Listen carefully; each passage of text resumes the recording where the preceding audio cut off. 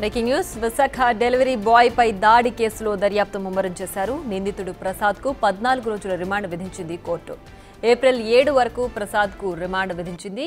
ఇక ప్రసాద్ పై ఎస్సీ ఎస్టీతో అట్రాసిటీతో పాటు ఇతర సెక్షన్ల కింద ప్రసాద్ పై కేసు నమోదు చేశారు. దీంతో కొద్దిసేపటి క్రితమే ప్రసాద్ ను కోర్టు నుంచి విశాఖ సెంట్రల్ జైలుకు తరలించారు. అపార్ట్మెంట్ తెలుసు, అది కవర్ చేసాం.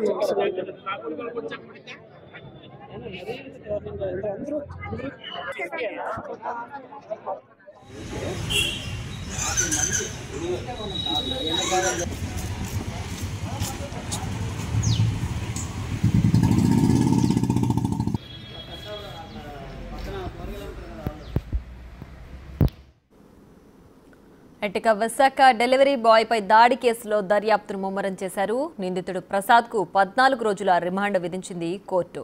ఏప్రిల్ 7 వరకు ప్రసాద్ కు రిమాండ్ విధించింది. ఇక ప్రసాద్ పై ఎస్సీ ఎస్టీ అట్రాసిటీతో పాటు ఇతర సెక్షన్ల కింద కూడా కేసు నమోదు చేశారు. దీంతో కొద్దిసేపటి క్రితమే ప్రసాద్ ను కోర్టు నుంచి విశాఖ సెంట్రల్ జైలుకు తరలించారు.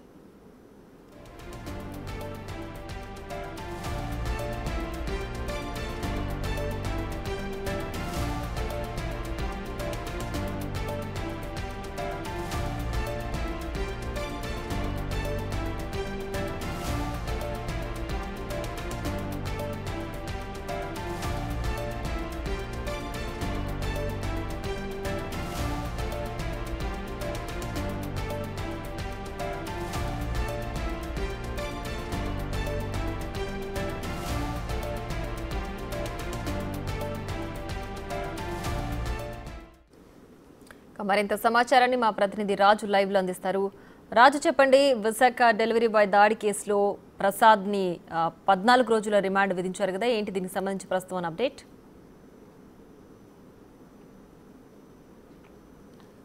విశాఖ ఆక్సిజన్ టవర్స్కి సంబంధించి ఒక డెలివరీ బాయ్ని ప్రసాద్ అనే వ్యక్తి దాడి చేసి కొట్టినటువంటి పరిస్థితి అయితే ఉంది. అయితే ప్రస్తుతం ఆ ప్రసాద్కి ఎస్సీ ఎస్టీ అట్రాసిటీ కేసు పెట్టినటువంటి నేపథ్యంలో రిమాండ్ విధించారు, జైలుకి తరలిస్తున్నటువంటి పరిస్థితి ఉంది. అసలు ఇప్పటి వరకు ఈ కేసుకు సంబంధించి అసలు డెలివరీ బాయ్పై దాడి ఎందుకు జరిగింది, అసలు నిజంగా దాడి చేయడానికి గల కారణాలు ఏంటి, అటు సోషల్ మీడియాలో విపరీతంగా ప్రచారం జరుగుతున్నటువంటి పదం బ్రో అని ఏమన్నా యూజ్ చేశాడా లేదా, ప్రస్తుతం మనతో పాటు ప్రత్యక్షంగా ఈ డెలివరీ బాయ్ అనిల్ మనతో ఉన్నాడు. మనము వాళ్ళ గ్రామానికి అయితే ప్రస్తుతం వచ్చాము. ఇంచుమించుగా విశాఖ సిటీ నుంచి దాదాపుగా 150 కిలోమీటర్ల దూరంలో ఏజెన్సీ ప్రాంతంలో ఉన్నటువంటి గ్రామం ఇది. అతని చిన్న కుటుంబానికి సంబంధించింది, పక్కన ఉన్నటువంటిది వాళ్ళ ఫాదరు. అయితే కొంత భయపడుతున్నాడు, ఆ మాస్క్ కూడా తీయడానికి ఇబ్బంది పడుతున్నటువంటిది అయితే ఉంది. ఒకటి అతన్ని అడుగుదాం అసలు ఎందుకు ఏంటి అనేది, అసలు ఆ రోజు ఏం జరిగింది, చాలా విషయాలు దీని మీద విపరీతమైనటువంటి ప్రచారం జరుగుతుంది. ఇందులో నిజమే ఉంది అబద్ధం ఉందని ఎవరికి తెలియదు. ప్రసాద్ అనే మీ మీద దాడి చేసిన ఆయన్ని ఇప్పటికీ ఆల్రెడీ జైలుకి పంపించినటువంటి ప్రశ్న. ఆ రోజు అసలు ఎన్ని గంటలకు వెళ్ళావు నువ్వు, ఈ స్విగ్గీలో ఎన్ని గంటలు, ఎంతకాలం అయింది స్టార్ట్ చేసి? నేను ఇంతకుముందు ఆల్రెడీ వైజాగ్ వెళ్ళాను సార్ నేను. సో అప్పుడు స్విగ్గీలో లాగిన్ అయ్యి మళ్ళీ నేను వెనక్కి వచ్చేసాను సార్. ఒక 10 డేస్ అలా వర్క్ చేసి తర్వాత గురువారం అన్నది నేను వైజాగ్ వెళ్ళడం జరిగింది సార్. గురువారం అన్నది వైజాగ్ వెళ్ళడం జరిగింది సార్. శుక్రవారం వచ్చేసి ఈ లోపు నేను ఇంటర్వ్యూస్ కాబట్టి నేను అప్లై చేస్తున్నాను సార్, వెళ్దామని చెప్పేసి ఆన్లైన్లోనే. ఈ లోపు ఏం జరిగిందంటే శుక్రవారం ఖాళీగా ఉన్నాం కదా, ఆల్రెడీ ఎంతమంది మనం స్విగ్గీలో లాగిన్ అయ్యి ఉంది కదా అని చెప్పేసి నేను అది లాగిన్ అవ్వడం జరిగింది సార్. ఫస్ట్ ఆర్డర్ నాకు అదే పడ్డది సార్. ఆయన అంటే శుక్రవారమే మొదటి ఆర్డర్, అంటే రెండోసారి 10 రోజులు చేసిన తర్వాత రెండోసారి వెళ్తే మొదటి ఆర్డర్ అదే శుక్రవారం. తర్వాత మళ్ళీ వైజాగ్ వెళ్తే శుక్రవారమే ఫస్ట్ ఆర్డర్ వచ్చింది సార్. అదే ఫస్ట్ ఆర్డర్ అయితే 10:30 తర్వాత మేబీ ఆర్డర్ వచ్చింది సార్. అది వచ్చిన తర్వాత ఏమైందంటే నేను ఆ లొకేషన్కి వెళ్ళాను సార్. ఆర్డర్ ఎక్కడైతే వస్తుందో పికప్ చేసుకోవడానికి వెళ్తే ఆ చుట్టుపక్కల ఎక్కడ కూడా యాక్చువల్గా రెస్టారెంట్ నేమ్స్ ఉంటాయి సార్. ఇక్కడ లేలా అని పడ్డది సార్. చుట్టుపక్కల ఎవరైనా లేలా అంటే ఏం తెలియట్లేదు అంటున్నారు సార్. డైరెక్ట్గా ఒకసారి కస్టమర్కి కాల్ చేద్దాం అని చెప్పేసి ఎవరైతే ఆర్డర్ పెట్టారో వాళ్ళకి కాల్ చేస్తే ఏం పెట్టారో చెప్తే నేను వాళ్ళు అడగొచ్చు కదా అని నేను ఆ ప్రసాద్ గారికి కాల్ చేశాను సార్. ఆయనకి కాల్ చేయగానే ఎవరన్నా నువ్వు నీకు మినిమం కామన్ సెన్స్ లేదా, నీకు డెలివరీ చేయడం రాకపోతే అడ్రస్లు తెలియకపోతే నీకు ఎవరో జాబ్ ఇచ్చింది మీ మేనేజర్ ఎవరని చెప్పేసి నాకు అలాగా ఆయన సీరియస్ అయ్యారు సార్. ఏంటి నేను ఎలా మాట్లాడుతాను, నేను కాల్ కట్ చేసేసాను సార్. నేనే అడ్రస్ ఒక 15 మినిట్స్ సెర్చ్ చేసి పలాందరు అంటే ఆయన ఫిష్ ఆర్డర్ పెట్టారు సార్. ఆ చేపలో మార్కెట్ సార్ అది. దానివల్ల మనకి బోర్డులు ఏమి ఉండవు కాబట్టి నేను ఓకే వచ్చింది కదా ఏదోలా కానీ పికప్ తీసుకొని ఆక్సిజన్ టవర్స్ దగ్గరికి వెళ్ళడం జరిగింది సార్.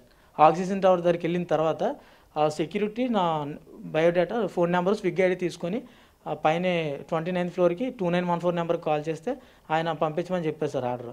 నేను పట్టుకొని లిఫ్ట్లోని 29th ఫ్లోర్కి వెళ్ళాను సార్. వెళ్ళిన తర్వాత పైకి వెళ్ళిన ఇది డోర్ మీద నెంబర్ ఉంది సార్. వీళ్ళదైతే డోర్ మీద 2914 నెంబర్ లేకపోవడం వల్ల ఆపోజిట్లో 2915 ఉంటే ఇదే కావాలని చెప్పేసి నేను కాలింగ్ బెల్ నొక్కాను సార్. ఒక అమ్మాయి బయటకు వచ్చింది సార్ కాలింగ్ బెల్ నొక్కిన వెంటనే. ఏంటి 2914 నెంబర్ ఇదేనంటే ఇదేనండి అని చెప్పేసి ఆర్డర్ ఏం పెట్టారంటే నెంబర్ లేదు కదా సార్, ఆర్డర్ ఏం పెట్టారంటే పెట్టామని చెప్పేసి అంటే నేను ఆర్డర్ ఇవ్వడం జరిగింది సార్. ఆర్డర్ ఇచ్చిన తర్వాత ఫోటో అడుగుతుంది సార్, స్విగ్గీలో ఫోటో అడుగుతుంది ఏమైతే పట్టుకెళ్ళం ఐటమో ఆ కవర్కి నేను ఫోటో తీయడం జరిగింది సార్. ఆర్డర్ ఇచ్చేసి పేమెంట్ చేసేసారు అని అంటే ఏమో తెలియదండి అని చెప్పేసి అన్నారు సార్. నేను ఓకే చేస్తే పేమెంట్ అయిపోయినట్టు చూపించింది సార్ స్విగ్గీలో. నేను అక్కడి నుంచి వెంటనే నేను వెళ్ళడం జరిగింది సార్. లిఫ్ట్ దగ్గరికి వెళ్ళిపోయిన తర్వాత ఈ అమ్మాయి మళ్ళీ నేను లిఫ్ట్ దగ్గర వెయిట్ చేస్తుంటే ఈ అమ్మాయి మళ్ళీ లిఫ్ట్ దగ్గరికి వచ్చి నన్ను సార్ పిలుస్తున్నారని చెప్పేసి మిమ్మల్ని సార్ పిలుస్తున్నారని చెప్పేసి నన్ను అక్కడికి తీసుకురావడం. మళ్ళీ మిమ్మల్ని పిలవడం, ఆల్రెడీ డెలివరీ ఇచ్చేశారు, మీకు ఫోటో తీసేసుకున్నారు, వెళ్ళిపోతున్నటువంటి టైంలో మిమ్మల్ని ఎందుకు వెనక్కి పిలవడం? పేమెంట్ అయ్యింది అవ్వలేదని చెప్పేసి కన్ఫ్యూజన్లో ఉన్నాను కదా సార్. ఏమన్నా ఇష్యూ వచ్చిందా పేమెంట్ ఇష్యూ అని నేను వెనక్కి రావడం జరిగింది సార్. నేను మళ్ళీ వెనక్కి వచ్చిన తర్వాత ఆయన మళ్ళీ బయటకు వచ్చి ఎవర్రా నువ్వు, నీకు ఎవరో జాబ్ ఇచ్చింది అది ఇది అని చెప్పేసి నన్ను ఇదిగా మాట్లాడారు సార్. ఎందుకు అసలు నిన్ను లేకుండా ఎవడరా నువ్వు, నీ ఉద్యోగం ఇచ్చినోడు ఎవడు, ఇవన్నీ ఎందుకు మాట్లాడాల్సిన పనే ఉంది? ఇంకొకటి, నువ్వు బ్రో అని పిలవడం వల్ల, అన్న అని పిలవడమా, బ్రో అని పిలవడం వల్ల కోపం వచ్చి కొట్టారనేది ఒక సోషల్ మీడియాలో ఒక ప్రచారం ఉంది. దీంట్లో వాస్తవం ఉందా? వాస్తవం ఉందా సార్? ఎందుకంటే నేను ఆయన దగ్గరికి వెళ్ళినప్పుడు నేను నేను వచ్చాను, ఆర్డర్ ఇచ్చాను, ఆవిడ తీసుకుంది, అయిపోయింది నా బాధ్యత ప్రకారం నేను ఇచ్చి వెళ్ళిపోతున్నాను. దేనికన్నా పిలిచారంటే ఎవరో నీకన్నా, నేను నీకు సార్ అవుతాను, నేను ఎవడో తెలుసా నీకు అది ఇది అని చెప్పేసి అంటే సార్ నేను వచ్చిన పని అయిపోయింది నేను వెళ్ళిపోతున్నాను అని చెప్పేసి అంటే ఆయన అక్కడ ఆర్గ్యూ చేసి మీదకి వస్తుంది. అమ్మాయితో నువ్వు సరిగా మాట్లాడలేదంట అని చెప్పేసి ఆయన అలాగా నా మీద రేజ్ అవుతున్నారు సార్. సార్ మాది ఊరు కాదు, ఇక్కడ గొడవ తాగండి సార్. నేను ఏం చేశాను సార్ అని చెప్పేసి అంటే ఆయన సారీ సార్ అన్నాన్ని పిలలేదు, అదే అన్నాన్ని పిలుస్తున్నాను, సార్ అని పిలలేదు. ఆయన నా మీదకి వస్తుంటే నేను అక్కడి నుంచి లెఫ్ట్ అయిపోవడానికి ఇలా ఎలసేపు ఉంటుంది సార్. అది ఇలా నేను తిరిగి ఇలా వెళ్తుంటే ఆయన వెనకాల తరుముకుంటూ వచ్చారు సార్. కాలర్ పట్టుకొని వెనక్కి లాగారు సార్. లిఫ్ట్ నిన్ను కొట్టాల్సినటువంటి పని ఎందుకు? కాలర్ పట్టుకుని అక్కడ వరకే ఉందా, తర్వాత ఏమన్నా కొట్టారా? ఎక్కడ కొట్టారు అసలు? చెప్తాను సార్. అక్కడ కాలర్ పట్టుకొని లాగిన వెంటనే నా మీదకి వస్తున్నారని చెప్పేసి నేను లిఫ్ట్ దగ్గరికి వెళ్ళిపోయాను సార్. నా వెనకాల ఆయన పరిగెట్టుకుంటూ వచ్చి లిఫ్ట్ దగ్గర రెడీగా లేదు సార్. లిఫ్ట్ మొత్తం 35 ఫ్లోర్లు సార్, అది 29వ ఫ్లోర్ కాబట్టి లిఫ్ట్ రెడీగా లేకపోవడం వల్ల నేనేం చేశానంటే ఈయన తరుముకుంటూ రావడం వల్ల నేను స్టెప్స్ అంటే 29 ఫ్లోర్లు కింద దిక్కుంటూ వెళ్ళేటప్పుడు ఈయనేమో అక్కడ ఈయన కూడా నాతో పాటు దిగేటప్పుడు అక్కడేమో నీ క్యాస్ట్ ఏంట్రా అని చెప్పి ఎక్కడి నుంచి వచ్చావు అంటే నర్సీపట్నం ఏరియా సార్ మాది. అటుపక్క నుంచి నేను అడిగాడా నేను క్యాస్ట్ ఏంటని?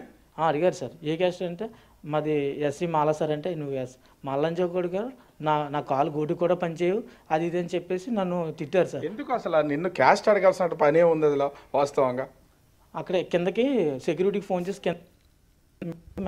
స్టెప్స్ అంటూ తరుముకుంటూ వస్తున్నారు కదా సార్. ఇంకేం మాట్లాడకుండా నేను అలాగే వెళ్ళిపోతుంటే కిందకి వెళ్ళిన తర్వాత సెక్యూరిటీ ఫోన్ చేసి బ్లాక్ చేశారు సార్. నన్ను బ్లాక్ చేసిన తర్వాత నన్ను అన్నాను పిలుస్తున్నాడు, అమ్మాయితో సరిగా మాట్లాడలేదా అది ఇది అని చెప్పేసి నన్ను ఆ విధంగా అక్కడ బయట హింసించారు. ఏమన్నా పైన కొట్టారా? పైన అంటే ఆ రూమ్ లో నేను వాళ్ళ ఇంటి దగ్గర కొట్టడం కానీ ఇట్లాంటిది ఏమైనా చేసిందా? బయటే సార్, ఇంట్లో బయట వరండా ఉంటుంది సార్, హాల్లోనే సార్ గొడవ.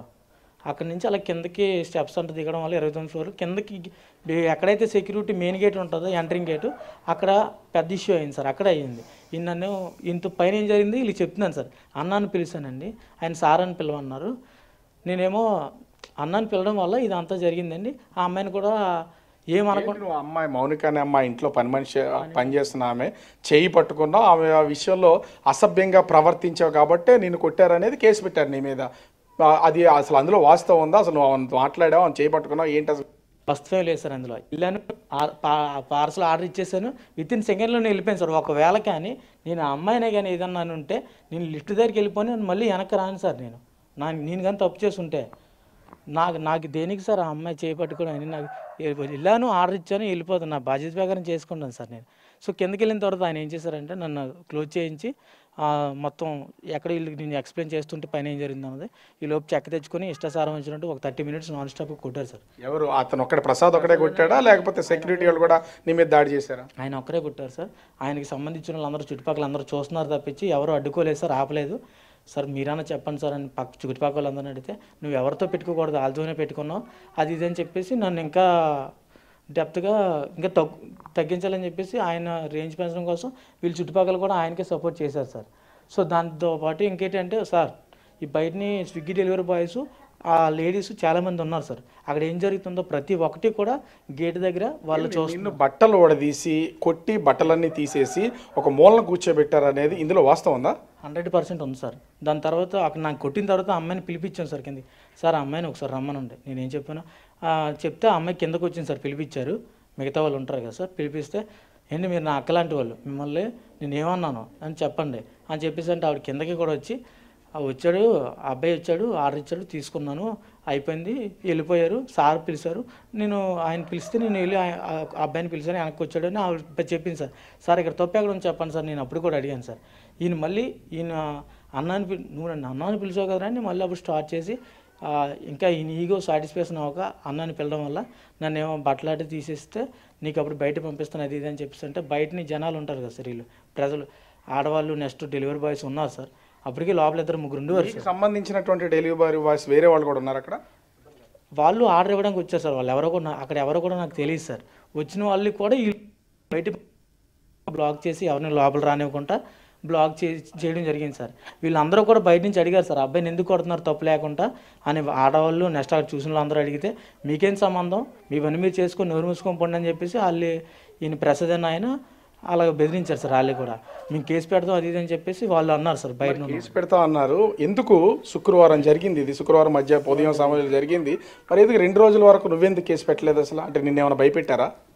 నా చేత అక్కడ నెక్స్ట్ ఏమైందంటే సార్ సెక్యూరిటీ రూమ్ ఉంటుంది సార్ పక్కనే, అక్కడ ముందు షర్ట్ ఫ్యాన్ తీయమన్నారు సార్.